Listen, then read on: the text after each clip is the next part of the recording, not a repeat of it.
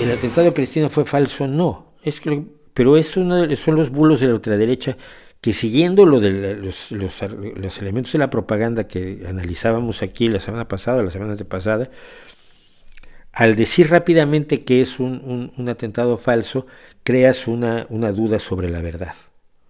O sea, a ver, un nazi que es de origen brasileño porque ha vivido toda su vida en Argentina, un nazi que odia todo lo que representa el justicialismo, todo lo que representa Kirchner, todo lo que representa el socialismo del siglo XXI, todo esto lo detesta.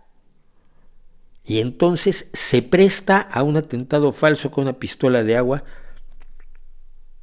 para que lo metan a la cárcel durante un montón de años, porque no van a decir que fue un atentado falso. ¿Por qué? ¿De cuándo acá los nazis que quieren matar a una persona que consideran de izquierda?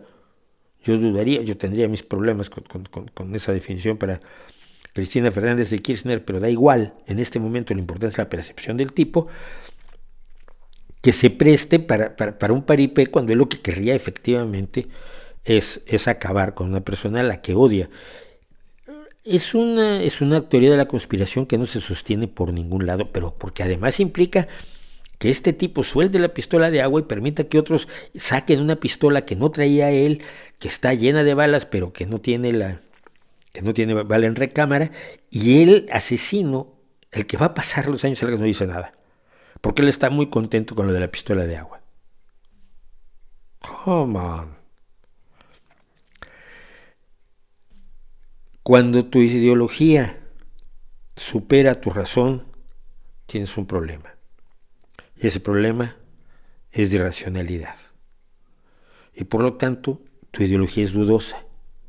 Porque si tu ideología no parte del hecho de que quieres tener la realidad, manejar la realidad, transformar la realidad, abordar la realidad, si estás en contra de un gobierno de izquierda, tienes elementos fácticos, reales, sólidos, que te permiten enfrentar esa realidad. La realidad objetiva existe contra las propuestas erróneas del gobierno al que te estás oponiendo.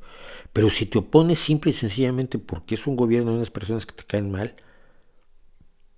no hay racionalidad posible. Y este es un problema. Siento que la racionalidad ha escapado de las derechas y de las izquierdas de una manera muy, muy grave.